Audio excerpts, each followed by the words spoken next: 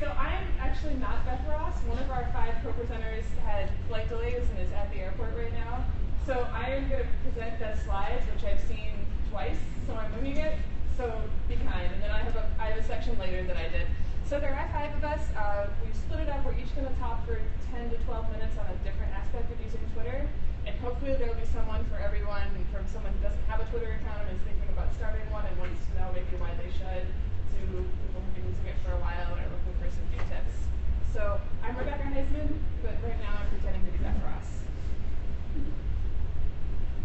Did you delete the slide with the picture of that? Oh. Okay. Again, I've only seen these slides briefly. All right, so what is Twitter and what does it look like? It's similar to a lot of other social media sites, like the one that everyone knows is Facebook.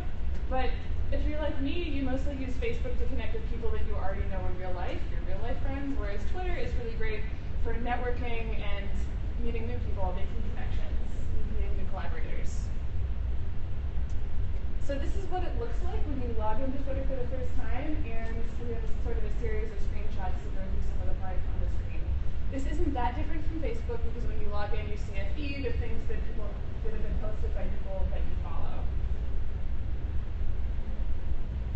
So that put a little arrow over here on the right. If you ever get confused, there's always something you can click on for help, and Twitter does have a fairly good help section. Somewhere in here there's a picture of Beth, so you'd all know what she looks like and can say hi. But there's a little picture of her right there. This is Beth's Twitter account. So picking a username is important. Hopefully you can get some variation on your actual first and last name when you first join Twitter. If it's already taken, you can do some fiddling with initials or something. Mine has an underscore on it. It's _Heisman. But you want something that people can recognize you, because especially if you're going to use this for professional networking, you don't want it to be like Birds Rule 66 or whatever. So these are individual posts. They're called tweets. They can only be up to 140 characters. This is the R tip of the day, which is a good way to get tips about using R, which I know there was a workshop on yesterday that RIL did. And right now, the way it works is that things like links and stuff take up part of those characters. That might change in the future, but so you're limited in how much you can post. It's not like Facebook where you can write 3 paragraphs and hit post and it all goes up there. You can also retweet things that other people have posted, which is just like sharing on Twitter. You can also add your own comments. So the thing under UCT Birding Club is something that had been posted by someone else, and then Arjun retweeted it and added his note up at the top if he was desperate to see one of those. So you can add commentary as you share things. You can talk to someone else by hitting reply, and then your tweet will start with their username, and they'll get a notification that you mentioned them on Twitter. So you can carry on public conversations that way. And other people can see those. Twitter is a fun way to kind of eavesdrop on conversations between other people. It's like a reception at a conference or something, but online. You can also send private messages just like you can on Facebook, so that's right up there. And then hashtags, over on the right when you log in, you'll see a list of popular hashtags. You can also see them in a couple of the tweets here. They start with the pound symbol, the hashtag symbol. And it's just a tag. It's just a way of organizing a conversation. So like hashtag ornithology, if you click on that, you'll see a scroll of tweets that people have posted related to ornithology. Or the most relevant one here this week is hashtag NAOC 2016. We'll show you everything that's being posted about the conference. And she's got another, wait, did I skip something? Yeah. So yeah, there's a hashtag that's in a tweet. That's one from a previous conference. So first steps, when you're first joining Twitter, you want to think about what your brand is going to be like, which is how professional do you want your tweets to be. Most people who are on Twitter, even if they're mostly using it professionally, have a mix of personal stuff too, just because it's a fun way to make connections. So you might like post goofy photos from your fieldwork and things like that, in addition to you don't want to be very professional all the time. You want to also engage with people a little bit. Some scientists are more interested in tweeting about issues within academia, so you'll see things like that in addition to just pure science. And it's also just a good way to engage people. People on Twitter are really open to interacting with strangers, so you can do a lot of networking, meet new people in your field. It's always okay on Twitter to jump into conversations, even if you don't know personally the people who are quote-unquote talking on Twitter. If you have something to add, it's always okay to hit reply and jump in, and that's a great way to make new connections. You can ask questions, you can meet people that way. So followers and following, it's not quite like adding a friend on Facebook, because when you're friends with someone on Facebook, it's mutual. On Twitter, you follow them, and they can decide whether or not they want to follow you back. So your feed is just tweets that have been posted by people that you follow, and things that you follow, or things that you post will show up for people that are following you. It can be like Web of Science or Google Scholar as a way to find new people in your field who you might be interested in connecting with. And for example, this week, if you want to find ideas for people to follow, all you have to do is go to hashtag NAOC 2016, and you can start following everyone tweeting that hashtag, and it's going to be all people who are here and interested in birds. And there's a picture of Ariel's Twitter account as an example of connecting with people. She doesn't have any notes on the slide, but she must just think that you're a really good example of connecting with people. I think it's because I tweeted out about this workshop. Yes. So I think that's why she did it. Okay. I'm not Beth. I'm doing my best. So this is what a Twitter conversation looks like. Like I said, you can reply to people and they get right in together. You can also reply to yourself. If you do have something to say that takes more than 140 characters, you can hit reply on your own tweet, although you probably want to delete your own name off the beginning of it, otherwise it looks a little funny, and I think that's something that might get mentioned again later on. So this is all of us talking to each other on Twitter before about this presentation. So as a recap, Twitter's a great way to talk to people that you don't otherwise know, to jump into conversations. Curating content, I didn't use the word curating, but that just means retweeting stuff that you're interested in to share it with other people. And this week would be a great time to start, because there's a lot of people right now tweeting about NAOC, so this would be a great way to jump in and get an idea of how it works. Thank you for your patience while I went through slides that I did not know very well.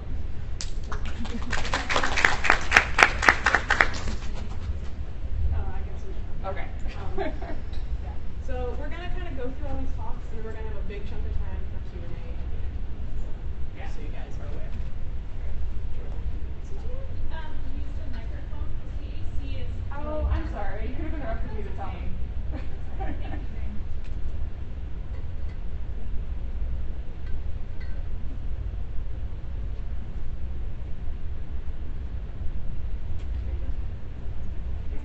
Okay, so hi everyone. My name is Jordan Rutter. I am currently a graduate student at the University of Minnesota studying Great Lakes hiking poachers. But today I actually am wearing two different hats that I have. The first is a social media enthusiast. So I love utilizing social media to talk about birds with other people. And then the other hat is actually as the social media manager for the NAOC social media accounts. So I clearly am biased in both giving this section of the workshop on conferences. But I have to say, I also think that conferences and scientists, both people and science conferences, are actually made for each other. So one of the reasons for that is because when you leave here today, first of all, it's very obvious, you're going to be able to utilize these tips right away, right? You're going to be able to engage with the conference more. But also, you can use Twitter as inactively or actively as you want. Because Twitter, to maintain an active account, you only need to tweet 2 times a year. So once every 6 months. So if you are overwhelmed by all of this information and you want to just like let it breathe for a little bit, use Twitter today at NAOC and then take a break, and then at the next conference or event you go to, you can actually, be like, hey, I have a Twitter account, let me get re-engaged with that event. So again, it's as engaged as you personally want to be. The other point of a conference, though, is to network, right? So we touched on that previously about how Twitter can network, but of course, even in-person networking is important.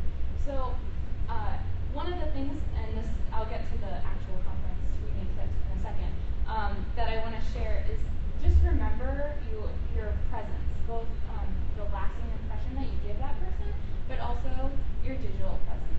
And so I actually Googled myself, and I encourage you to too, just to see what comes up. And so the thing about social media is that you actually get to have a say in what is posted online about yourself or what represents you. And so as you can see in the screenshot from my search, everything there is exactly what I want it to be. If you Google me, I know that you're going to see pictures of who I am. I'm not catfishing you. I'm not pretending to be someone else. All of the actual links are going to take you to content that I generated myself. It's not going to be, some other Jordan Rutter, or, you're not going to have to guess, basically, is what I want you to know.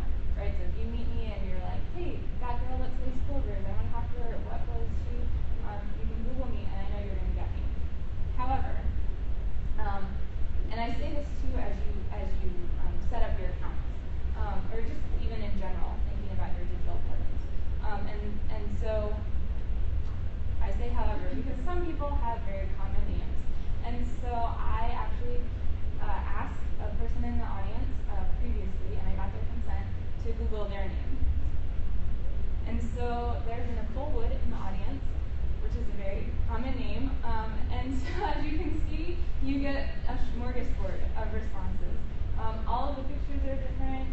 All of the links, if you kept scrolling, are different. I have no idea who this person is, right? And again, thinking about networking, that's a problem, because if you want to make a connection with a future employer or do a collaboration, you want to make sure that they are getting who they want, right, in terms of having the information about you. So I reached out to Nicole Wood from the contacts list to make sure I had the right one. And I asked her if there was another way that I should Google her. And so she actually branded herself as Wildlife BioGal.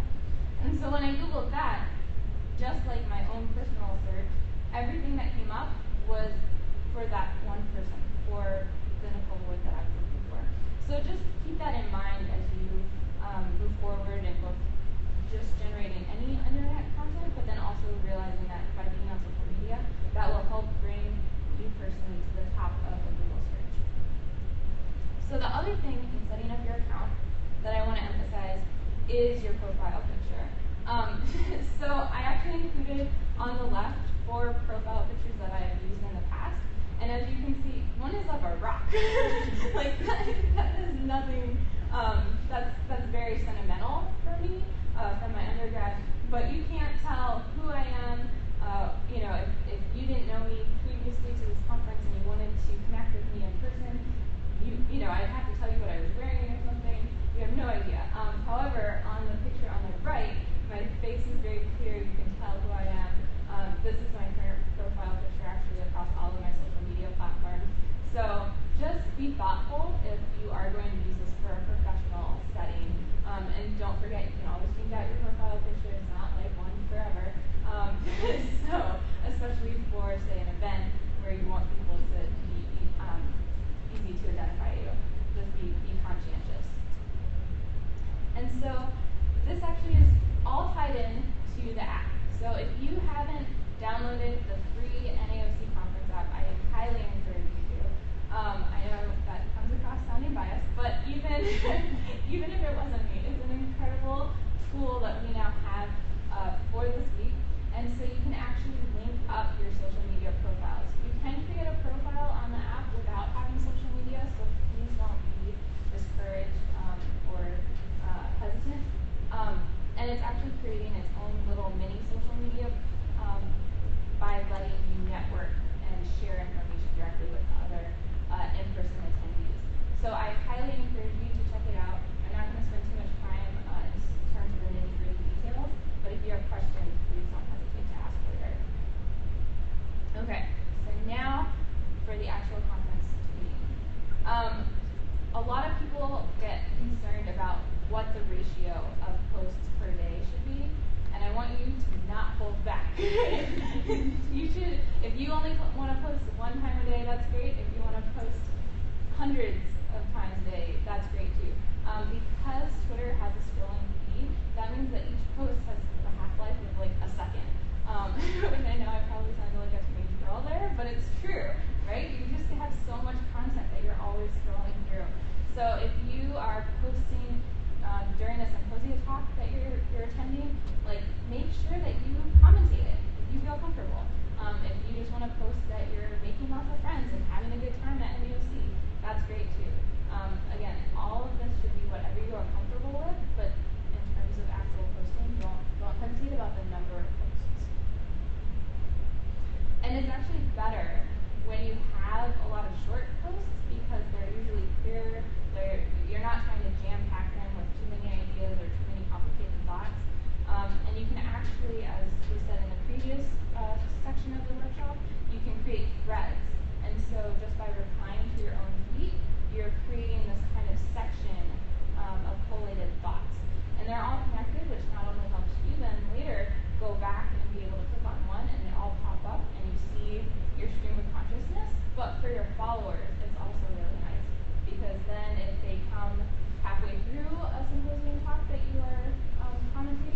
they can be able to just go straight to the top instead of having to scroll through. But if you are really concerned, you can always give your followers a heads up that you're at a conference or that you're going to symposium talks, so you'll be posting a lot. So just, friendly FYIs. Okay. So my most important tip, what I want you to take away from this workshop, both as me, the social media person, and me, Jordan Rudder, is to use the conference hashtag. Please use the conference hashtag. Hashtags are basically like file folder names. And so if you include, and this isn't just for a conference, any event, any thought that has a hashtag then gets added to this massive Twitter-wide file. And so you then are being able to actually connect to the event, so specifically connect to the conference, right? And you're showing your engagement and involvement. So if you just posted without the hashtag, the likelihood of other people, especially non-followers, being able to see your post is much lower. And the thing is that you just never know what post is going to hit gold. And by that I mean get a lot of engagement from other people. So a lot of people could like your post, and you could be like, I wrote that like as I was on the escalator or something, and it could be this great thing. Or you could put a lot of thought into a tweet and it get nothing. And that's fine, and that's going to happen. It happens to the best of us. But just make sure that if you at least want to try to share that post with more people, you include the hashtag.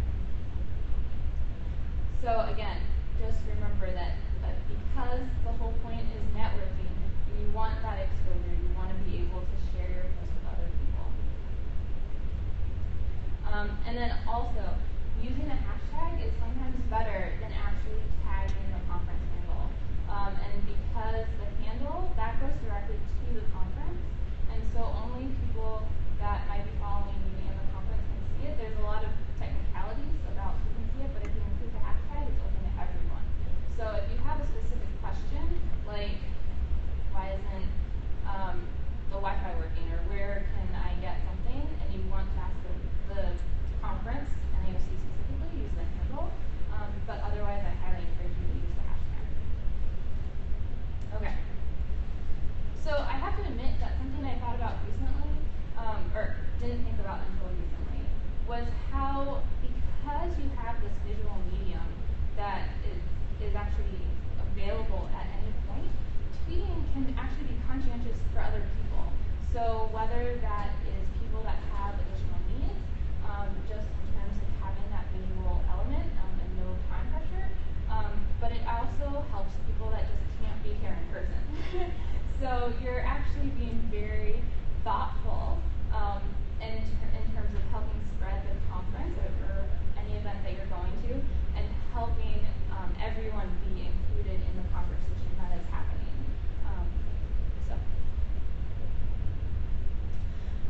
I personally also recommend that you consider Twitter as a way to document the conference. I know that I'm so old school and like pen and paper for taking notes, but sometimes it's just not possible because you're juggling things in your hands, or you've got a text and then you don't want to forget your thought or whatever. So Twitter can actually be a way to share your note and keep it for yourself, but then also help others as well. But I do want to share some etiquette, not just for the conference, but in general, and make sure that you're always clear about if you are quoting or paraphrasing or using a fact versus opinion. It's not challenging, and I'm not trying to be too serious in terms of saying a rule, but I do just want to emphasize that you always want to be respectful and give credit where credit is due. Okay. So one of the more fun aspects of Twitter are what are called tweet-ups, when you can actually meet up with other people on Twitter.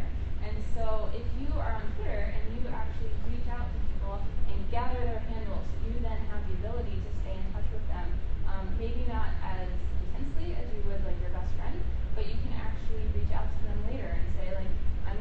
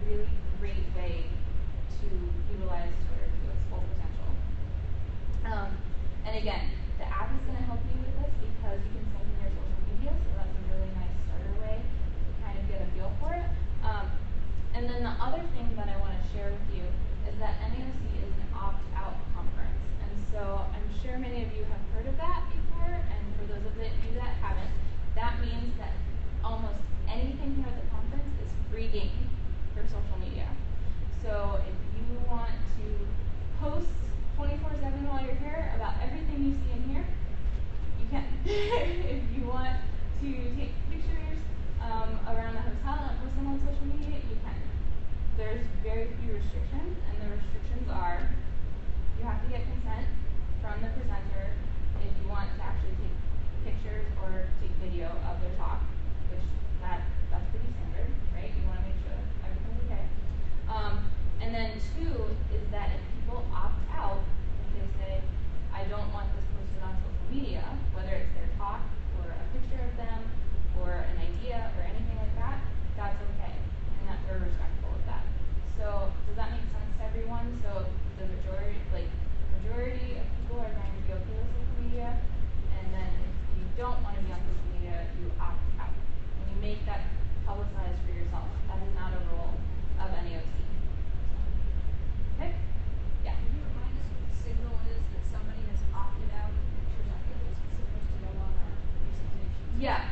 So I have to admit that I do not have it as part of my PowerPoint right now, but it basically, and it is on the NAOC social media, but it's just the Twitter icon with the big red circle with a slash through it. So, and that's available later if you need it, and if I can help you, let me know. Okay, so as you go to all of these talks and you're posting all the time, make sure that you actually tag people though. I know I said don't tag the conference, but tag other people because you want to show the connection that you just made. And I encourage you to also tag any hashtags or relevant handles for them as well. So Ariel is going to be giving a talk about her research, and she actually created her own hashtag ML Rails for Missouri Rails. Excuse me, for my research, I created the hashtag GL People, so that anything you want to know about Great Lakes Hiking Plovers, you can just go, search for that file folder name, essentially, and everything about Great Lakes Hiking Plovers that I posted or someone else posted will be right there. And then in terms of a handle, so Desiree is actually co-advised by the Smithsonian Migratory Bird Center. So if you ever would post something to her that's relevant, include that handle as well. Okay. So another great thing about social media is that you can post pictures. And the thing to know about pictures is, one, not only do they help you remember who you met with, and you can tag people so that they remember who you are too. But if you are scrolling through Twitter, pictures tend to stand out a lot more than just text. I'm not saying you need to post a picture in every single post. You want to have some variety, switch it up. But pictures do definitely help. Okay. And then one of my other great things about Twitter and conferences is that if you, I know some of you were in the previous first section of this workshop about the presentations and seeing how you should leave time for questions. But if you have a question and it doesn't get answered, Twitter's a great way to do that because you can actually reach out to the presenter if they're on Twitter and ask your question. And the great thing about that is that it sometimes can lead to more in-depth and engaging conversation than if you were to ask it at the session. And the reason for that is because there's no time pressure, right? The presenter is all wrapped up with nerves and trying to beat the clock of time, and having that actual moment to take a breath and think about how best to respond to your question can sometimes then lead to more back and forth, which is really great. So I just want to leave you with thinking about what the future of Twitter and conferences are. And so more and more people are unfortunately, using Twitter as a way to compensate for not being able to come to conferences. And so the thing about that though is that if we here in person can tweet about what is happening and what we're seeing and what we're thinking, then that will be more inclusive for the people that aren't here, and then vice versa. So when you can't go to a conference, whether it's because of money or schedules or anything else, then you can, the next best thing to be here in person. And so the crazy thing, this got cut off, but it's actually becoming a new age or trendy thing of having this collaboration of Twitter and conferences. And so I encourage you to check out the Science article, actually.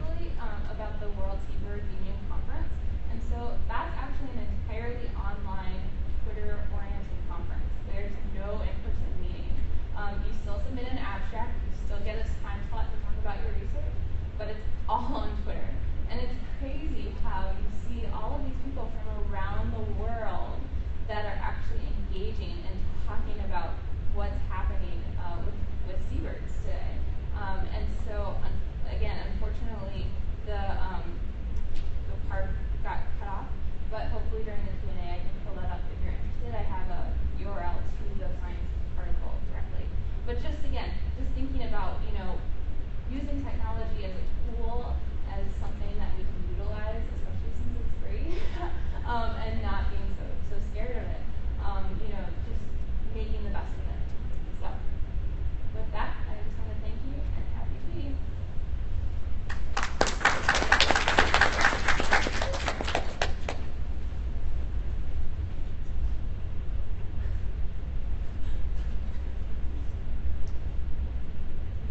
Okay, so the next three talks are going to kind of go through kind of three ways that you can use Twitter. There's a lot of different ways to do it. And the one that I'm going to talk about today is focusing on like building collaboration and community. So like how you can use Twitter to kind of support your professional and personal life. So a lot of times when I tell people I'm on Twitter and they don't know what Twitter is, they think two things. One is cat photos, which is not completely untrue. And then the other is that Twitter is just like this way of like blatant self-promotion, and self-promotion can be a real kind of murky, sometimes dirty word in some people's minds. And while you totally can use Twitter to just blatantly post about yourself and like never engage with people or like actually try to have a conversation, it's also a really powerful tool to help you connect with the world around you. I regularly talk with ornithologists from around the world on Twitter and have been able to grow valuable professional life because of that. And it's also a great way of connecting with scientists and people from outside of ornithology. There was a marine sciences conference a couple weeks ago up in Newfoundland, and I was able to follow that via Twitter. And I study birds in the middle of the country. Like, I don't do marine science, but I was able to learn a lot from those scientists' tweets at that conference. And like the Ecological Society of America conference was last week or 2 weeks ago, and I wasn't able to go to that one either, but I was able to learn a lot from that meeting as well. And those are both things that are more broadly scientific. It can also help connect you with resources and collaborators. You can find out about opportunities to apply for funding, about conferences and about workshops that you might not hear about through other means just because you're connected to this wider network. And it can also be a great way to meet up with people that study similar things that you do. So I work on Rails. There's not a lot of people that work on Rails, but I'm always really excited when I find somebody on Twitter who does. And I've been able to connect with Rail researchers in Australia, folks that work in Hawaii, folks that work in Europe, and be able to exchange information.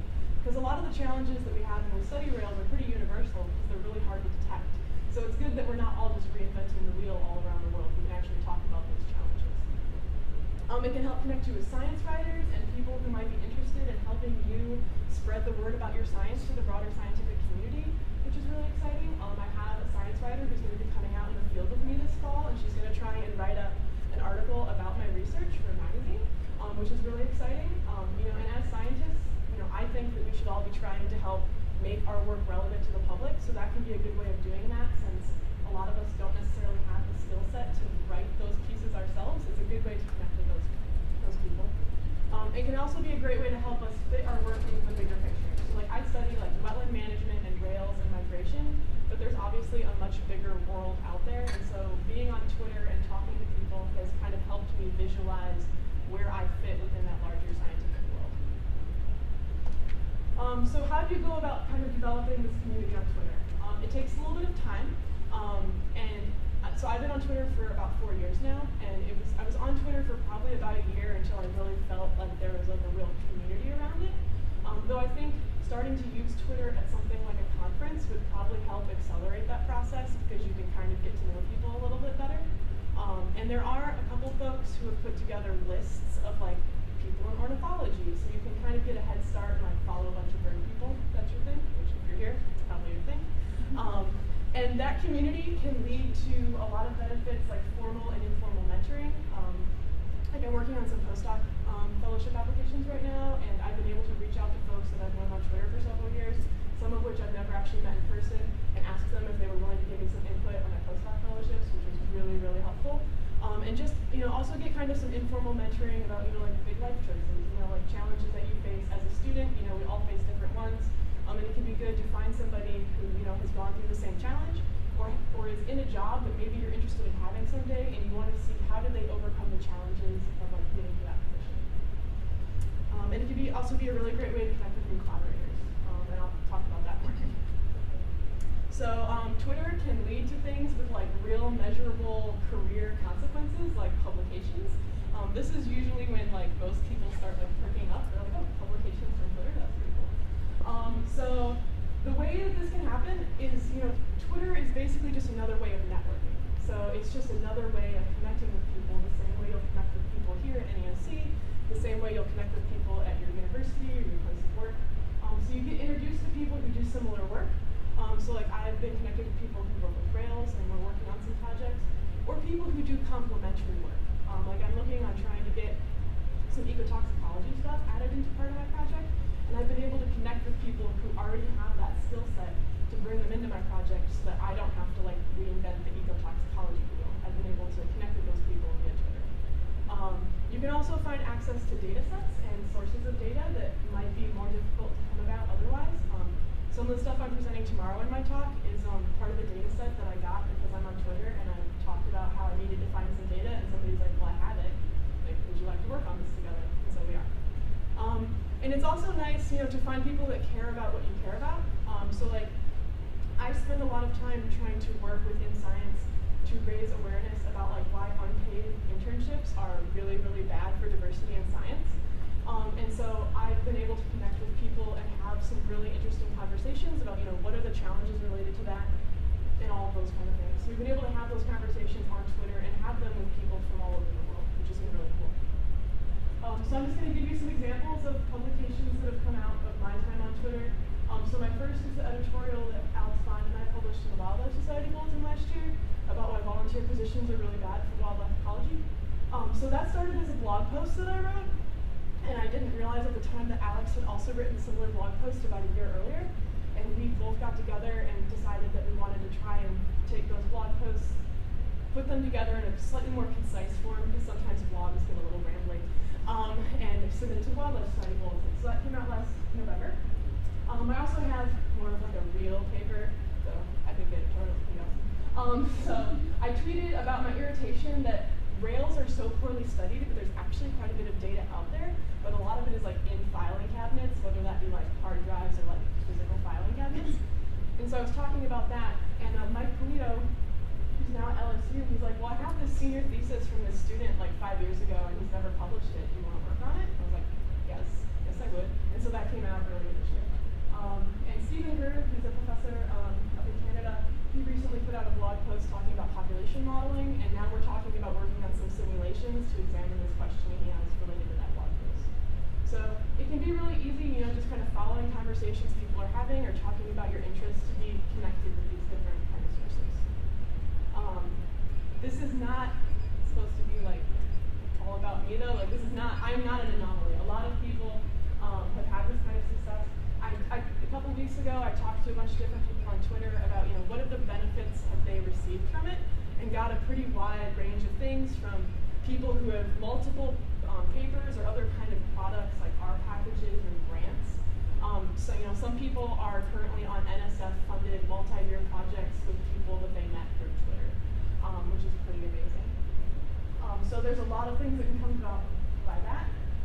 And so yeah, we've got over 20 responses about papers, collaborations, grants, jobs, graduate positions, a lot of different things that came about because of Twitter. I also found out that 2 of my friends are now engaged to people that they met through Twitter, so that's pretty cool too, though perhaps not quite so professionally relevant.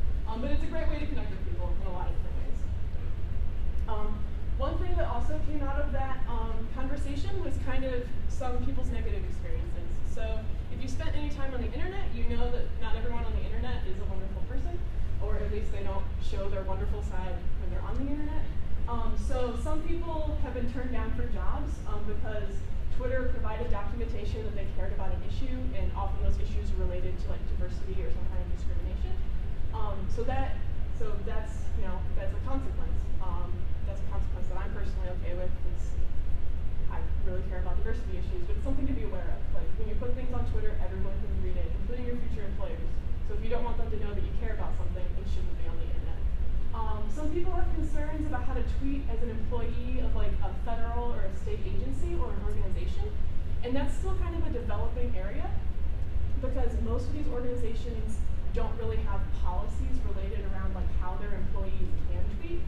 So it's something, you know, if you are involved with some kind of organization like that, it's something you need to be conscious of and see if your employer does have some kind of guidelines. Maybe you need to like put in your Twitter bio that like these tweets represent me and not my employer. But there are different guidelines depending on who you work for. There are concerns about speaking out about non-science issues like diversity or women's issues or social justice issues or issues about like policy or politics. And that really comes down to, I mean, partially that comes down to who you're tweeting on behalf of. You know, if your employer has strict rules about that, then I would encourage you to follow your employer's suggestions. But also, you know, some people will only tweet about science, where, you know, as other people choose to tweet about, you know, these issues that they think are very relevant to science, you know, about issues about related, you know, challenges to, you know, diverse people becoming involved in science. And that can have repercussions, but it can also be a really great way to learn about those issues in a broader context and understand them more, like especially if you experience those kind of issues. You know, it can feel incredibly isolating, but by talking about them kind of in a wider community, you can learn more about kind of what can be done and get a little bit of support. So, take-home message is Twitter, like other parts of the internet, can be full of really awful, awful people, and you are then exposed to it, but yeah, that's true of most parts of the internet.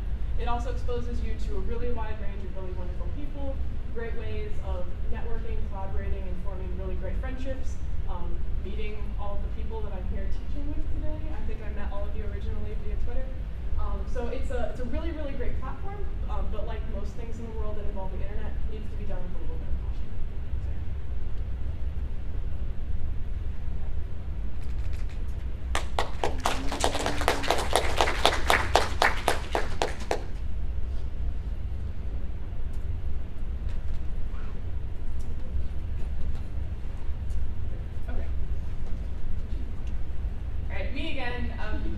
These are my actual slides that I actually made, so hopefully this will be a little less awkward.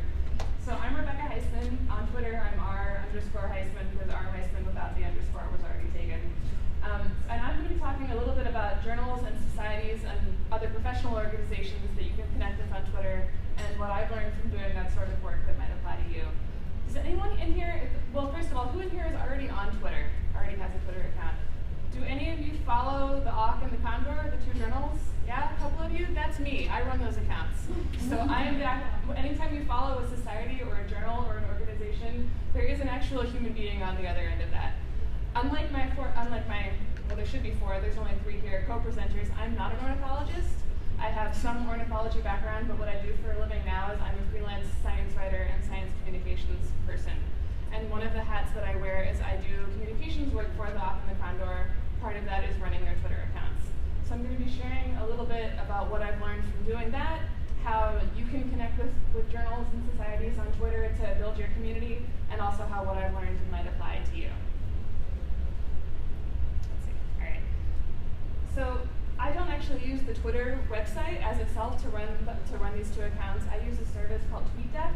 And there's a couple, TweetDeck is actually owned by Twitter. There's a couple other like third-party services that'll do something similar. But what's great about this is it will let you run multiple Twitter accounts from one screen. Because you don't want to constantly be having to log in and out to switch between accounts. You don't want to forget which one you're logged into and try and post something to your personal account and inadvertently have it show up somewhere else. So my personal account I keep totally separate, so I can't accidentally log into it while I need to post on these. But the Auk and the Condor I have set up on TweetDeck, and so you can personalize it however you want. On the left-hand side, you can see the columns that I've set up. And yeah, the other great thing about this is it lets me pre-schedule tweets, so I can schedule something at 8 o'clock in the morning to post at 2 o'clock in the afternoon, so I don't have to constantly be babysitting these accounts throughout the day. Twitter does not have to be that time-consuming. I log in once in the morning for maybe half an hour every weekday, and I check, notifications and retweets that these accounts have gotten. I schedule some posts to post throughout the day to keep them active. I usually shoot for at least 3 tweets from each of these accounts on a weekday, and I'm done. And then I check again the next day to see if any of those have gotten replies. Sometimes I might check in again in the afternoon, but you really can have a Twitter account and have it be active and have a community without constantly having to babysit it. And you all might run into situations where you might have multiple accounts that you're running because you might want to start a Twitter account for your lab or for a class that you're teaching or for a citizen science project that you're running in addition to your personal one. And so there are services out there that make that really easy. So I was going to talk a little bit about examples of what kind of stuff I might post when I'm wearing my Auk hat or my Condor hat instead of my personal Twitter account. We usually have new papers come out every single week on Wednesday, and every single one I will go in and post it on Twitter. If there's a really cool figure from the paper, I'll include that as a photo. So this was one about a new species of woodpecker in Sri Lanka. If the author of the paper happens to be on Twitter, and I know their handle, I'll include that too, just to make it easy to find them. And so if you follow journals on Twitter, it can be a really great way to just keep up with new publications that are coming out with minimal effort on your part. You don't have to go to their website and seek them out. They will come to you in your Twitter feed. And someone who also was going to mention the very short life that a tweet has on Twitter. There's so much material constantly being posted. I can go the link to the same paper over and over again over the course of several days, and different people will see it each time because we just catch different audiences. So if you have something that you're really, really excited about sharing, post it 3 times a day for several days. People won't be annoyed. That's totally normal, and you'll get different people every time. I do that with my personal account also. If I have an article that I've written come out that I'm excited about, I post the heck out of that sucker. You don't have to do it just once. So because we only usually have new papers coming out once a week, I also spend a lot of time going back through our archives to pull up other stuff that's interesting, because you can't keep up with everything that comes out, and this might help people stumble across stuff that they might have missed when it came out the first time around. And sometimes I have fun going back and posting really, really old stuff, because both of the journals that I run accounts for have very deep archives that go back a long way, and so I will have a lot of fun going back and finding old papers that are really weird in some cases. This one is just about hybrid ducks. My favorite one that I had found, I don't remember which journal it was from, but it was about someone who captured a baby condor and raised it as a pet, and wrote an essay about that experience and got it published in a journal back in the day. That's all you needed. There's some weird stuff. And so I usually do this on Thursdays because there's a popular sort of game on social media called Throwback Thursday, where you post old photos of yourself from when you were a kid, or in this case, really old papers. And you could use this too if you have a project that you did a few years ago that you wish had gotten more attention. Post it on a Thursday and hashtag it with Throwback Thursday, and it'll be totally normal. No one will think you're weird. Each of the 3 tweets that I've shown as an example had some sort of an image. Someone already mentioned it. I mean, this one I just took a screenshot from the PDF, but it still looks kind of cool. That having some sort of a visual element to your post really does help it get noticed. So even if I'm posting something where there's not a cool photo like there is there, even if there's just an interesting chart or graph from one of the figures, I'll grab that and post that as an image. Ariel mentioned that even though Twitter is great for self-promotion, you don't just want to do self-promotion, you also want to jump into conversations and interact with people. So if people ask questions to the journal accounts, I will answer those. I don't always know the answer myself because I'm a contractor. I don't know all the ins and outs of publication, but it's really easy for me to email the managing editor of the Condor and say, hey, we got a question about X. What should I tell this person? So Ariel was looking for how to find DOIs in some of our older papers, and I tracked down that information for her. And sometimes people will include the journal handle in a tweet where they're excited that someone got a paper accepted or something like that, and I love retweeting those. So even when I'm tweeting for the journals and not just for myself, I'm trying to engage with people and not just post our own content all the time. I also retweet a lot of ornithology news from other sources, because we talked a little bit about content curation, which is sharing stuff that even if you didn't make it, you think your followers might be interested in it. So in addition to using these accounts that promote the 2 really great ornithology journals that I work for, I also want to create value for the people who follow the accounts and keep them coming back and know that it's a good way to just find out about cool stuff that's going on in the world of birds. So you saw a few different hashtags on the slides that I just showed you. I wanted to go over those really quick. Hashtag ornithology is pretty self-explanatory. Anytime you're posting anything that has to do with ornithology, you can throw that on there to make it easier for people to find. OA, of course, stands for open access. So if I'm posting a link to a paper that you don't need a login to view, or you're not going to hit a paywall when you click on that link, I'll throw OA on there. Throwback Thursday I talked about, and TBT is just an abbreviation for Throwback Thursday if you don't have enough characters left to fit the whole thing in there.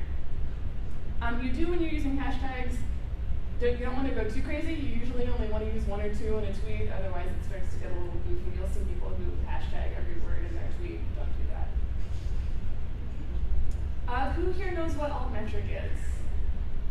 A few hands. Okay, so a refresher for those of you who do and new for those of you who don't. This is an alternate way of assessing a study's impact. It's not meant to replace, but is meant to be complementary to just looking at citations.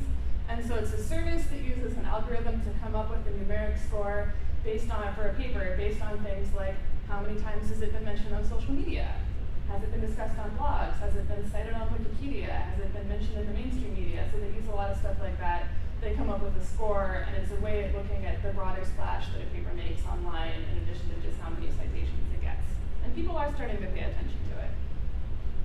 So this is an example of an altmetric page for a paper that came out, a review that came out in the Condor earlier this year about scatter hoarding corvids.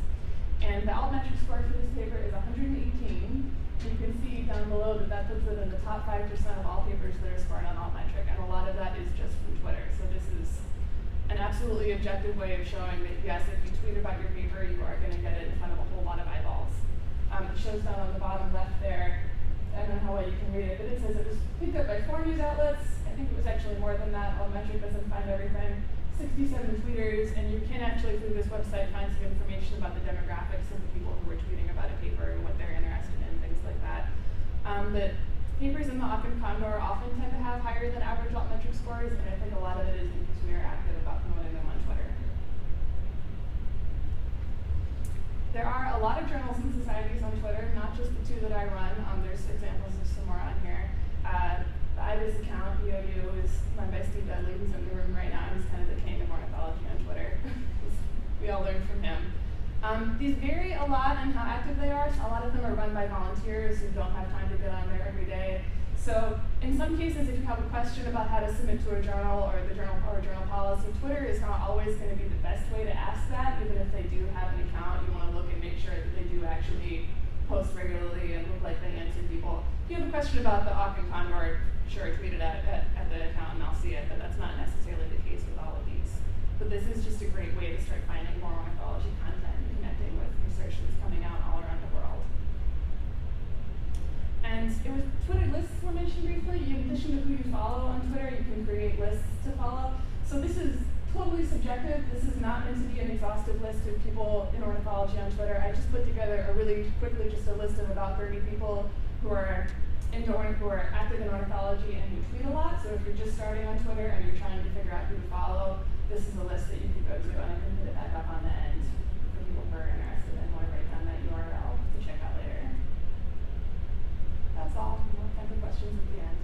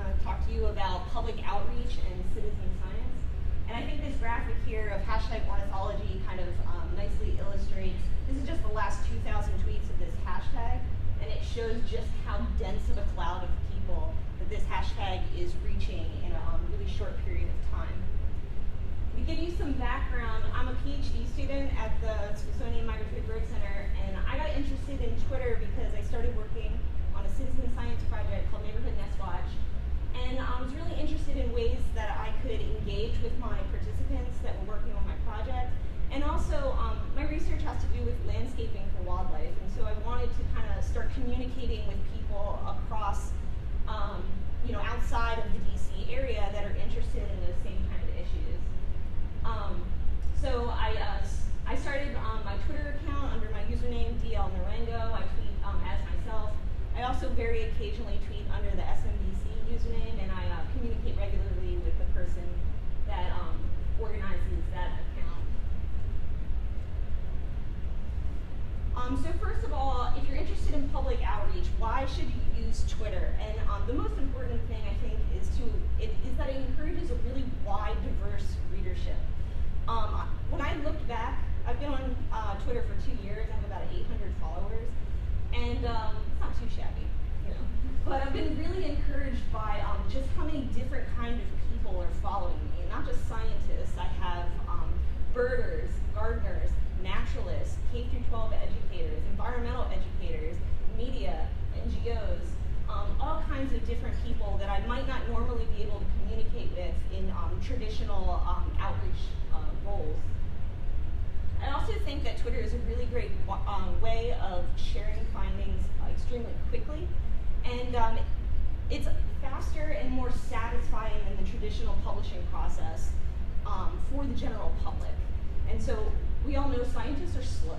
We have to collect a lot of data, we gotta analyze it, and then we gotta submit it to a journal, and then resubmit it a couple of times, and then it's eventually published, and then eventually it makes it down the pipeline to the public.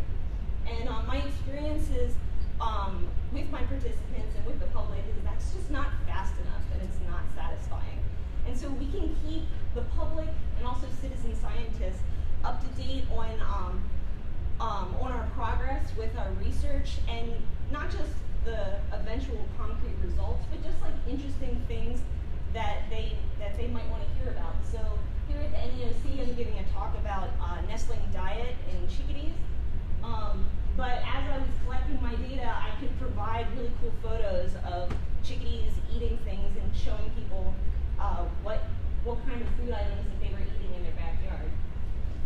Twitter also is a great way of making both you and your research personal. It provides a face to the name. It takes you off, you know, an ivory tower, so to speak. And I really think that it's important for us as scientists to share with the public not just what we're learning in science, but also what the process of science is as well. And so it can keep people interested and engage them in those kind of in that kind of information as well. So how should you tweet? We've talked about hashtags. I encourage people using Twitter for public outreach to start your own hashtag for your project or your study species. Use that hashtag consistently and encourage people that are following you to use it too. So whenever I talk about landscaping for wildlife, I use the hashtag backyard wildlife. Whenever I talk about chickadees, I use hashtag chickadee, or my project, I use hashtag NestWatchFoodWeb. But I also use really high-powered hashtags that have lots of people looking at them, like ornithology and birding. I keep up with what the trending hashtags are at the time. So I don't mean, you know, you should hashtag Justin Bieber on everything, but you do want to see what other people are talking about. And so I think a couple of weeks ago, Pollinator Week was really popular, and that engaged people that were interested in lots of different pollinators, not just birds. And so SMBC tweeted a lot of information about hummingbirds, and we got a lot of great engagement and feedback from those tweets.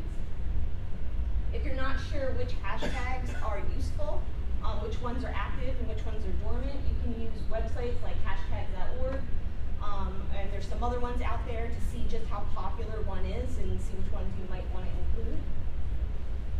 It's important to tag other Twitter users, especially high-powered ones. So at the Migratory Bird Center, we like to tag the National Zoo because they have probably 10 times more followers than we do. And whenever they retweet something of ours, we reach a much more diverse audience than we do just with the Migratory Bird Center.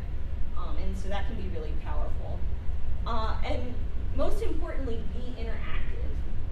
Encourage questions from your users, and when they do ask questions or make comments, engage them in that conversation, and keep that conversation fluid.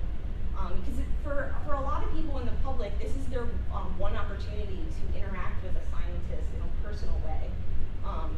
Just like it's hard for us to talk with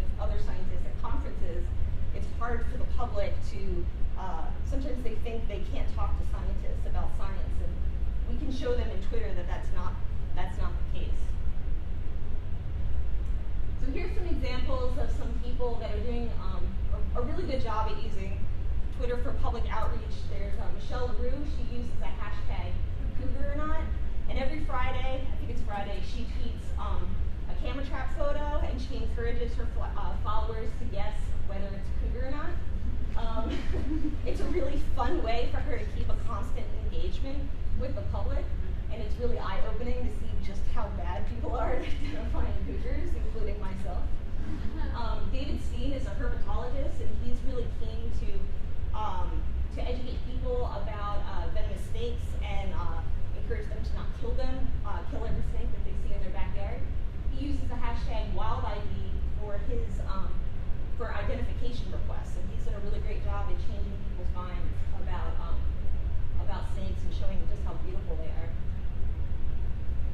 There's also some accounts on Twitter, like Real Scientists, that you can sign up for, and you can guest host that account for a week, and people will follow that account with the specific intention of asking a scientist question. So one week they have a physicist, the next week they have a rail biologist, and then the next week they have someone that works on cougars or something. And they have lots and lots of followers, so you can reach a lot of people that way too. What should you tweet? Other folks have said this, but pictures, it's been shown that pictures get the most views and engagement. But I also want to add that if you are using pictures, you want to use the pictures with the least compression and the highest resolution that you can. Because the ones that look really good are going to get the most engagement. You can use video through YouTube. One thing that I haven't done as much as I'd like to is to start incorporating infographics into my Twitter, into my tweets. Because this is kind of a really cool way of cheating the system, and including more than just the 140 characters. And so you can provide, instead of just linking to a paper that you published, you could create a really nice infographic that shows what that paper is about. Tweet that to your followers, and I guarantee you that would get way more engagement from the public in just a short link. Twitter also has the ability for you to post polls, which can be a fun engagement technique.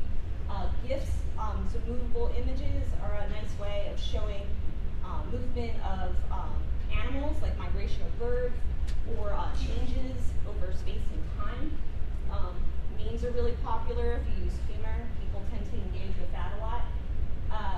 But my advice really is with your tweets, especially with the public, is to be short and sweet. You can link tweets together, but a lot of people aren't really looking for that kind of like long-winded conversation. They're looking for nice, what's the word, clickbait, information tidbits that they can get from the day from the scientists that they're following on Twitter. And again, I like to tweet about the process of my research. So anything that I think is interesting about my data collection, I tweet about that. So updates from the field, research from other labs that is related to mine, unexpected events, if I catch a really cool bird, pictures of my crew in action, all kinds of things. I even posted a picture of me sitting at a computer doing RStats, and I got retweeted. So if you're primarily concerned about citizen science, you can use Twitter as a great way to advertise for more participants. Using powerful hashtags like CitSci, citizen science, you can really reach a community of people that are looking for opportunities to submit data. I've had citizen scientists contact me and ask me if I want data, and I don't even have a project like that. I only work in the PC area. So is probably a really powerful way of getting people. Because I do local research, I tweet a lot about things that my participants are interested in, but also just people that like birds in general. So I tweet about phenology, when birds are nesting, when they start migrating, reminders, now is a good time to clean out your nest box, encouragement when we hit major when we get like the most nests of a season, or we catch the most birds, or things like that. But for citizen scientists, I think this tweet pretty much sums up what they're looking for on Twitter, and that's that they want to know if they're working correctly, and they want to know if what they're doing actually matters. And Twitter is a really great way of giving them that information really clearly and succinctly. So I'm going to end with some rules of tweeting your public outreach. These are just some opinions of mine. Number one is know your audience and engage with them. And that could be as simple as just looking and seeing what's being retweeted and listening to your people. Or you can also use more quantitative methods like using Twitter Analytics or Twitter Dashboard to see just how much engagement different tweets that you're using is getting. So you can see if a hashtag is working, if a picture did really well, and then modify your tweets accordingly. And it can give you an idea of what your audience is really looking for from your account. That sort of goes into recognizing your brand. As other people have said, is your Twitter feed fun or is it professional? The happy medium is semi-professional. Of course, I don't just tweet about science. I have other interests too. So I tweet about that sometimes, but I'm also cognizant that most of my followers are interested in a certain topic. And so I don't really tweet about every single bird thing that I think is interesting. I tweet about things that that are related to why they were following me in the first place, which for my research has a lot to do with backyard wildlife and gardening and things like that. I think it's important to link your media. Be cognizant that Twitter alone might not be enough to connect with the public or connect with your citizen scientists. In my experience, most people on Twitter are between 20 and 40, although there's more and more older people that are starting to connect all the time. So what I do is I still use traditional forms of media like newsletters and emails, but I always link that back to my Twitter account so that they can find that information if they choose to do so. I also link my Twitter account to my webpage so that people that are following me on Twitter can learn more about my research, and people that are really interested in my research can learn more about me as a person on Twitter. Oh, and if I don't do Instagram or Pinterest or anything like that, but some good advice is to kind of link those accounts because that enriches the content that you're putting on Twitter anyway.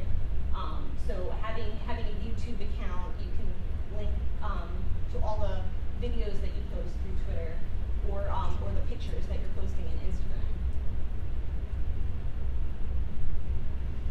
And finally, I want to mention that if you're a scientist on Twitter, to keep in mind that you're also a role model. And the public is looking at you as a representative of how they should act as well. Just remember that you don't want to post anything that you wouldn't want your mother to read. And I kind of think critically about when I'm posting about things that are very polarizing. So for instance, whether you keep outdoor cats or things like that. And for those of us that do animal handling, we should really think about like what kind of photos that we're posting, because the public is going to see that information and get an idea of how they might want to act, how they should respect animals and the environment as well. So I'm going to end with just kind of my overall approach to public outreach, and that is courtesy of Michael Pollan. Provide info, not too much, mostly pics, and you'll do really well with the public and in citizen science. And I think Twitter is a really great forum for providing that kind of approach. So thank you so much.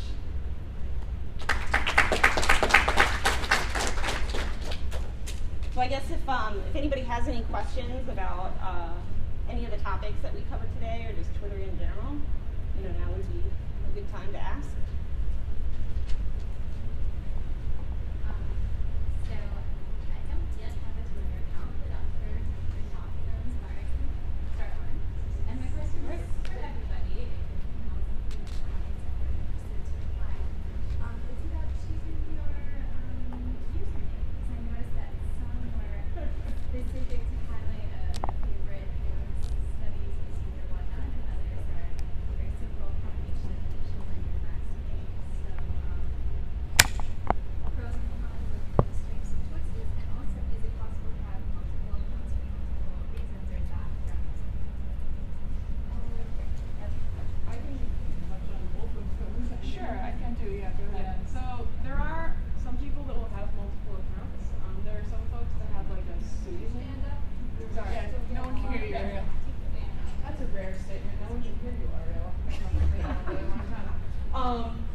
So some people will have like a pseudonym account where they tweet more about like their personal lives, or if they're in a position where they're not allowed to tweet about issues that they care about because of something, or if they want to avoid harassment. And then they'll have like a professional account. I know several professors that have like their like professional professor account, and then they have like a pseudonym account that they use just more for fun. So you can have multiple accounts. It apparently, I don't do that, but apparently it requires a lot of being very careful that you don't post to the wrong account about things, which can get very difficult, but it is possible. So my username is @RaladeRule, because I really like Rails. And that was more just a choice on my part because I really like Rails, and I don't know, I didn't put probably as much thought into it as maybe I should have. Not that I regret it. You can change your username, and it won't actually, like, without changing your account. So if that makes sense, like you can. So like all your connections and followers and transfer along.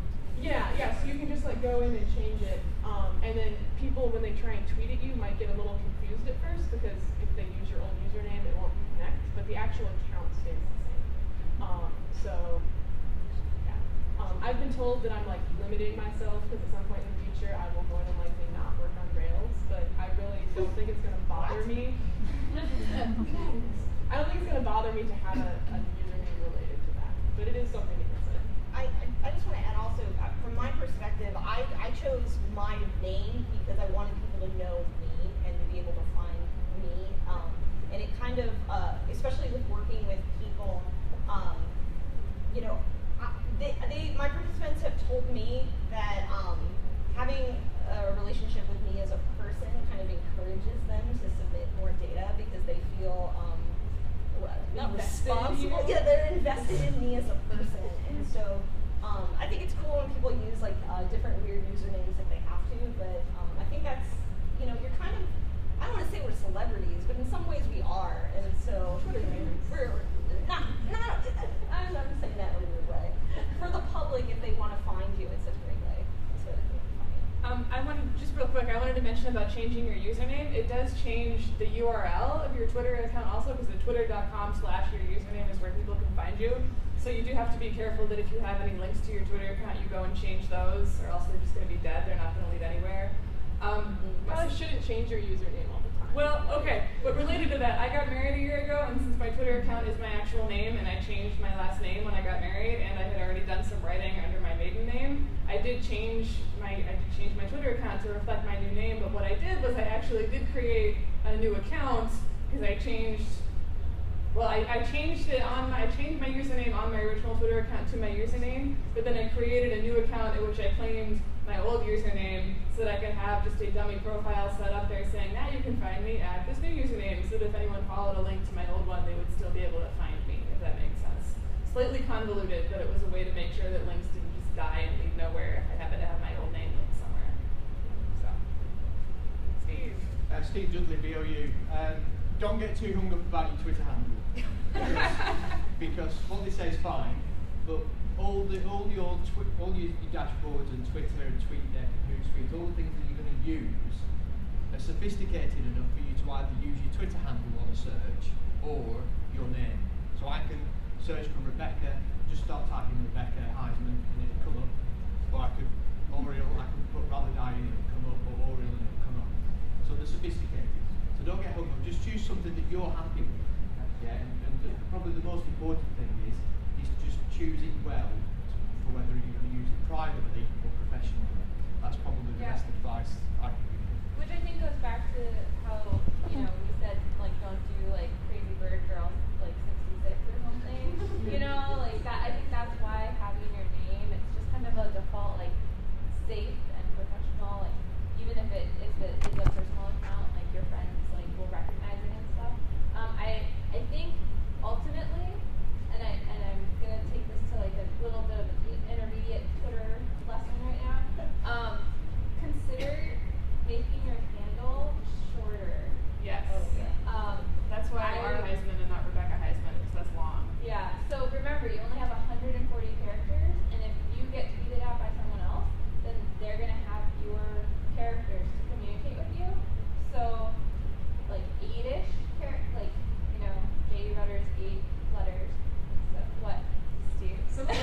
short last names, so Well, it works yeah. out. Yeah. Can I also add, if you've got a popular name, that can be a nightmare for people to find you. And I True. Eric Atkinson last time on Twitter after I went to the bar, and there was loads of Eric Atkinsons, and very few people had a profile photo as part of their profile, so I didn't know which one this guy was. You know, so if you've got a really popular name, think of using something different, like Oriole, because it will stand you out in that group. And there's a field where you can enter in your real name. So if you go to Ariel's Twitter profile, on the little upper left-hand corner under her picture, it says @RealityRule, the Ariel partner. She can show you. Yeah, you're a good example, Ariel.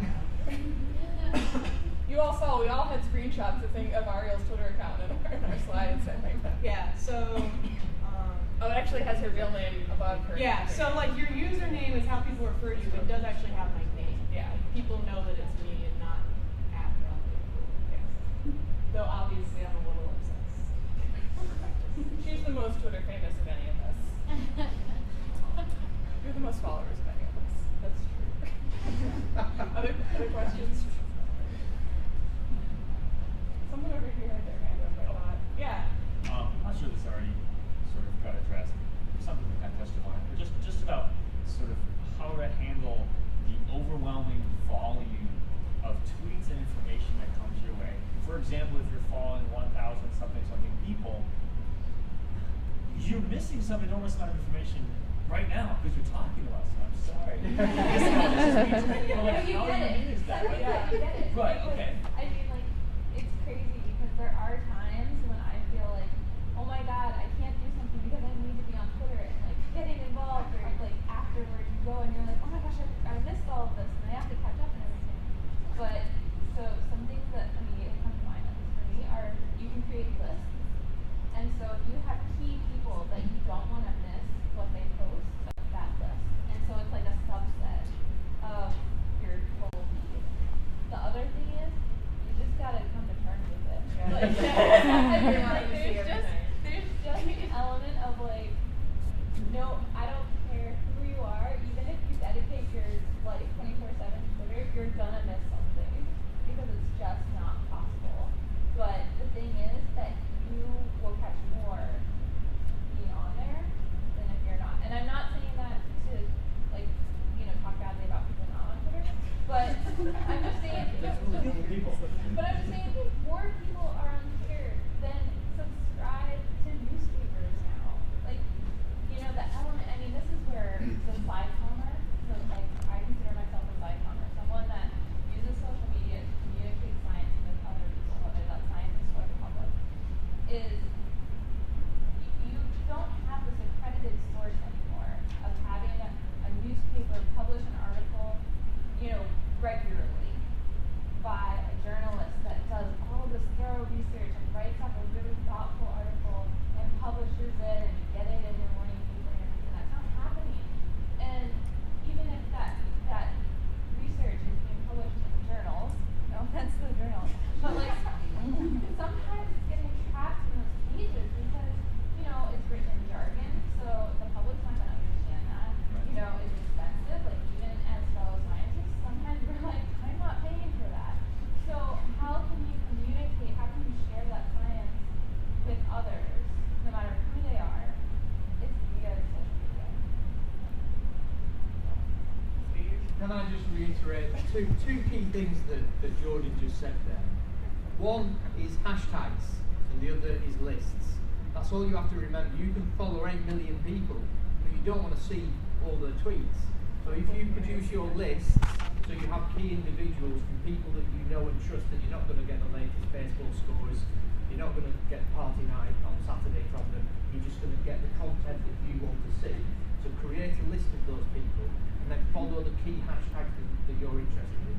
When you get onto places like TweetDeck and Hootsuite, and you have these columns, you can save your list column and your hashtag column.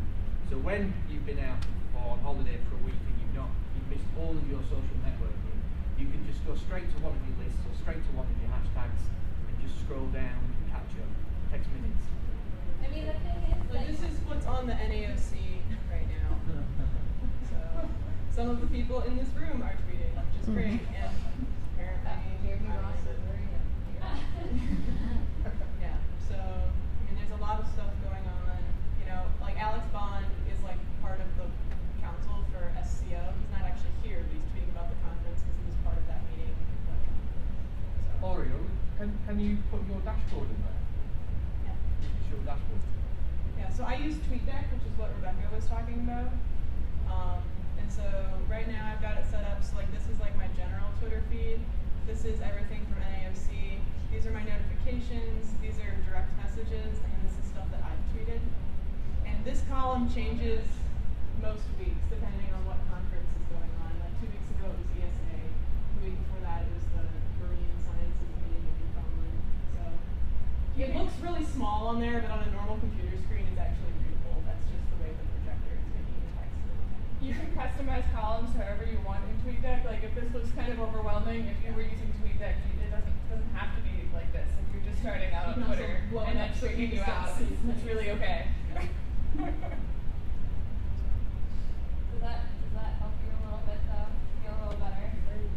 Okay. I just because the other thing is, you know, just like how I was saying when you're networking here at NAOC, like you kind of want to collect like as many handles as possible. Like they're kind of like the new baseball cards because you're like, oh my gosh, like I got Ken Kaufman's handle, or like, oh my gosh, I got this person, and like, you know, like follow them. And you can always unfollow them later, but you want to like get them because you're making that connection.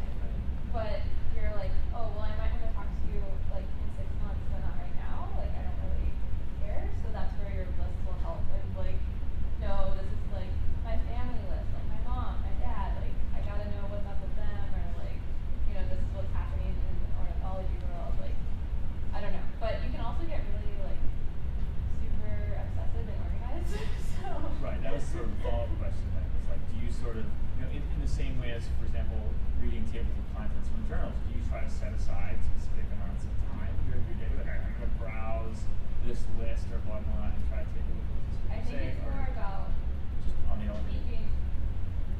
If you said setting aside time, I think it's about, for me personally, giving myself a time limit. Like, Really? I just get so like excited about it all that it sometimes becomes that like productive procrastination. I think it kind of depends on what you're using Twitter for and like what's going on. Because like if you're gonna try and like follow a conference, you need to be on there like fairly regularly. Because there's gonna be, you know, I mean there were tens of thousands of tweets that came out of ESA last week. So I mean if you're gonna try and actually follow the conference, you probably need to be on Twitter a lot better. But if you're just trying to use it to like talk about your research, I mean you can get on once a week or once a day for a few minutes and engage that. So it really just depends what your goals are. You also don't have to follow 1,000 people. Right. You can. I mean, my Twitter feed is like a fire hose of information. I like that. So It's like expert level Twitter. You don't have to do that when you start. Morgan? Yeah. So I run a Twitter account for a project. Okay. I don't really know what it's called, but a project. So one of the ways or gauges of success is number of followers. Yeah. So what are your suggestions for increasing your number of followers, but still having, like, we don't have a social media person on my team, like, and this is just something I'm doing on the side to try and reach further. So keeping like time constraints in mind, because my boss doesn't want me spending much time on it, but yet having a successful Twitter account. One thing that and I'm sure everyone will have something to say different about this. One thing that we didn't touch on is what time of day you post your tweets. If you post something at 3 a.m., no one's going to see it. And I don't know. unless you're trying to reach Australia. Yes. Yeah. I don't just saying. This is a couple years out of date, so I don't know for sure that it's still true. But a few years ago, someone did sort of a little mini study and found that the most worldwide, the most active time of day on Twitter is 5 p.m. Eastern U.S. time, because there are more Twitter users in the Eastern time zone of the U.S. than there are anywhere else, and they all check Twitter at 5 p.m. when they finish work for the day. So, and I know that for me on the West Coast, that's 2 p.m. So I will often try and I live on the West Coast, so I'll often try and schedule a few things around 2 p.m. for the 2 journal accounts that I follow. If you're in Europe, it's 3 p.m. on a Thursday. So you can't, and there's more information online about that. So one thing you can do is try to target your tweets at a time when you know you're going to catch a lot of people. Post a lot of photos. Yeah, and that's going to depend on like what kind of reach you want to have. Like, are you just trying to, is your project very local where you just want local people to hear about it? Then, optimize it that way. But like if you have a new paper that comes out and you know that there are people around the world that want to hear about it, maybe schedule tweets like every 6 hours for the first day and try and hit all those different time zones as people log in. So. Yes, Steve? Can I add that being organised, if you're running an account, especially as a volunteer, and you've got limited time, or even as a staffer like me, you can only spend so much time on social media. You can schedule, so all of these things like TweetDeck and Hootsuite, you can build in all your tweets. I mean, I'm tweeting now as I'm talking. They're just going out because they're on a schedule. But that schedule will only just bounce along the bottom. That's not really going to give you the engagement you need. That will just give you the profile and keep you in people's eyes. In order to get better outreach, develop your own hashtags and then use those hashtags on other people's hashtag streams to promote your hashtag. So crossover, do lots of crossover. So if you're in ornithology, bring your hashtag over to the ornithology hashtag, then 300,000 people will potentially see it there. So do as much crossover as possible. And if you, depending on what your project is, be creative with your hashtag. If it's funky and you're looking for citizen science engagement, think of some funky titles for your hashtags that will stand out from some of the other hashtags that are going to be out there. And just keep doing it. Repetition. Don't worry about repetition. Several times a day, several times a week. You just keep going. The other thing, though, in regards to followers that I just want to bring up is that is always a go-to metric because it's right there. It's a number. We're scientists. We like numbers. We like data, right? But maybe some of you have heard about how algorithms are changing on various social media platforms. And so I have to admit that for me, I always was like, oh my gosh, like I don't have enough followers. Like how am I going to really make myself known and everything? Or for NAOC, like every mile marker was like highlighted internally, but it's more about engagement. You can have fewer followers that give you more comments, more retweets, more, questions and everything, and that's actually better. That is better than if you have 20,000 followers that don't do anything. It's harder to communicate that to your supervisor or your boss or whoever might be sponsoring your account, if it is a professional one. But, having those more in-depth metrics that take a little bit more explanation or even just finding them more internally on social media platform is better. And that's the same for Facebook and Instagram as well. And both Facebook and Instagram have new algorithms that are based on your engagement level. It's not chronological anymore. So, I know I'm crossing over to Instagram, but like a picture that only has 200 followers but has 5 comments is actually going to show up more and do better than a picture that has no comments but is apparently being followed by thousands of people. So this is Twitter Analytics. This is just part of your Twitter account, and it shows you like the number of tweets in the past 28 days, the number of impressions. So I've had apparently almost 500,000 impressions in the past month. Profile visits, mentions, followers. Tell them what impressions mean. So impressions is like someone somewhere viewing your tweet. So a lot of like if your stuff gets retweeted by an account and then a bunch of that account's followers see your tweets. So like every time one of my tweets gets seen by somebody, it's an impression. And then you can also go through and like see what tweets did really well, look at your followers. Like there's the pictures of me when I got really, really stuck last week on my ATV, and that did really well. And so, yeah. And then like there's also a really good like R stats community on Twitter, so that's kind of fun. But this is a good way of getting at those metrics because like just my follower count doesn't really represent like the impact it's having. And there's also ways to get at Twitter analytics for a particular hashtag. I don't think you can actually do it through Twitter. I think you have to go somewhere else. But like if you have like a project hashtag, you can. Like when I wrote a grant last year, I said, well, my hashtag #MORails actually reached, I don't remember how many people. It was like 40,000 people or something last fall. And I was able to like quantify that for the spring. And so this, if you have a Twitter account, this already exists for you. All you have to do is go to analytics.twitter.com while you're logged into your account. Yeah.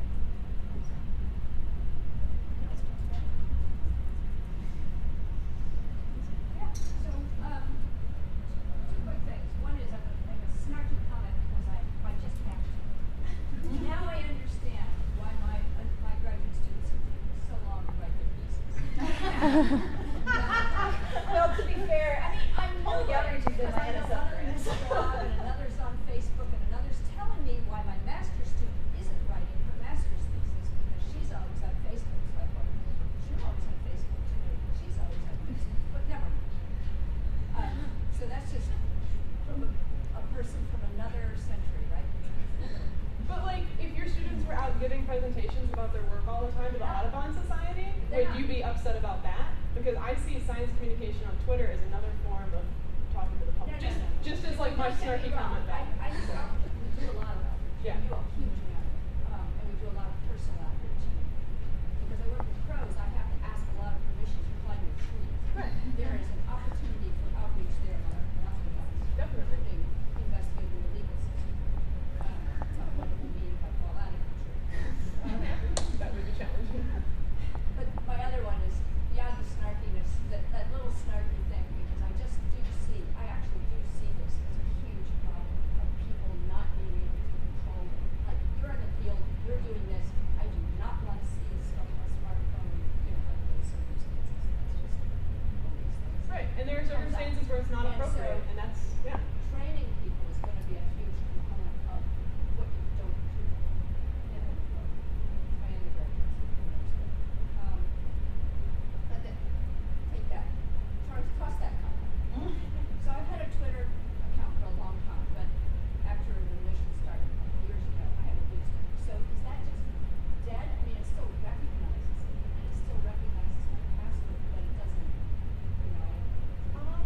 I'm not Well, sure. if you can I mean, so at least, I don't know how old the guideline is, but usually on Twitter, you have to post once every 6 months, and then it'll become deactivated.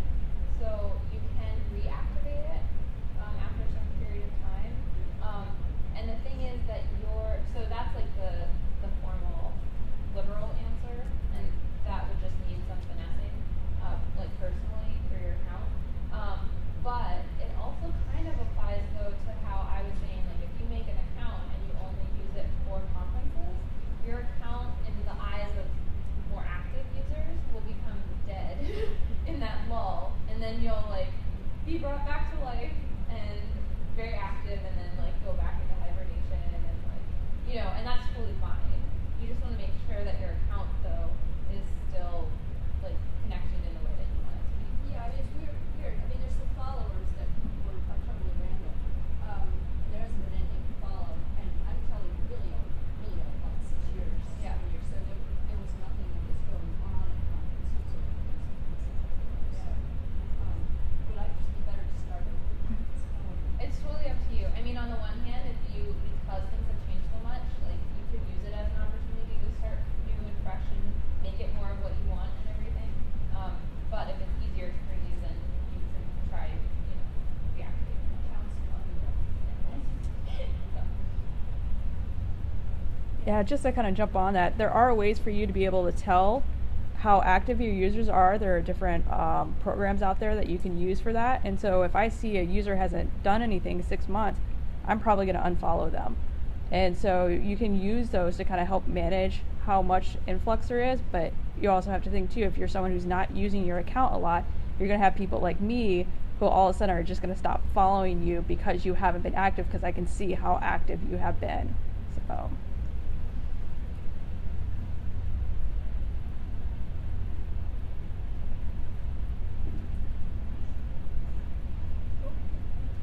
Hope you found this helpful. Can I just thank the four women up front? And I think that one of the striking things, if you look around this room, guys, we're outnumbered. And ecology, in particular ornithology, certainly in Europe, and I guess over in the US too, is becoming a very woman-dominated field. I'm not criticise it. I think that is fabulous. And on Twitter we have this Women in Science hashtag. You've 4 great women in science here, 4 great communicators of science. You can do no wrong in following these 4 women and just learn from what they're putting out on social media. And I just think they've done a great job this morning.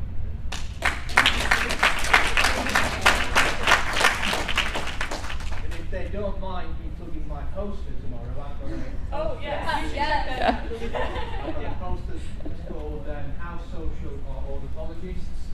I'm going to be there all day tomorrow at break time and during the poster session. It's on a specific paper that we published last Friday in IBIS.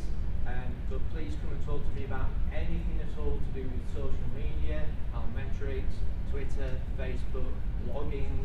There is so much that we've got talked about today, and I can answer any question on anything at all. So I'll be around all day tomorrow. Steve is the master. We all learned things from him about how to do this. And what's his handle? What's his handle? Yeah. Yeah. Well, I tweet as IBIS_journal. So that's the BOU account. But my personal account is Steve Dudley_. Thank you. And that graphic that I made, IBIS was right in the middle, but it took so long to download the data, and I accidentally deleted it. I was like, I'll just stick with this one for now.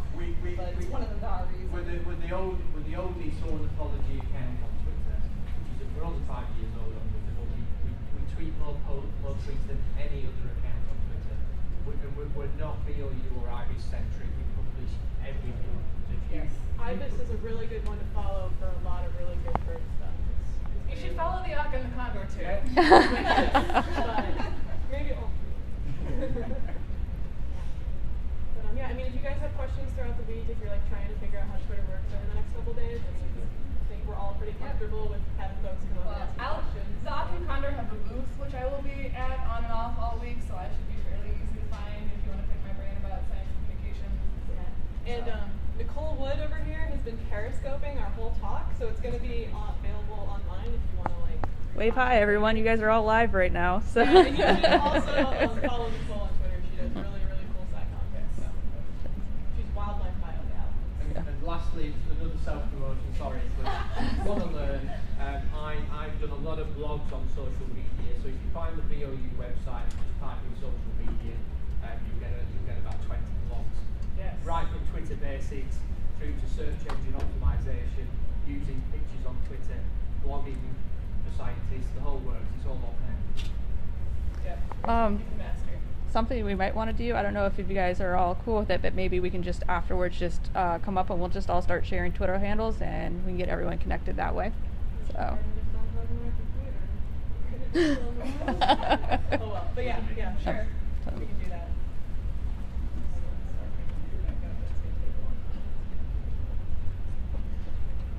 Yes.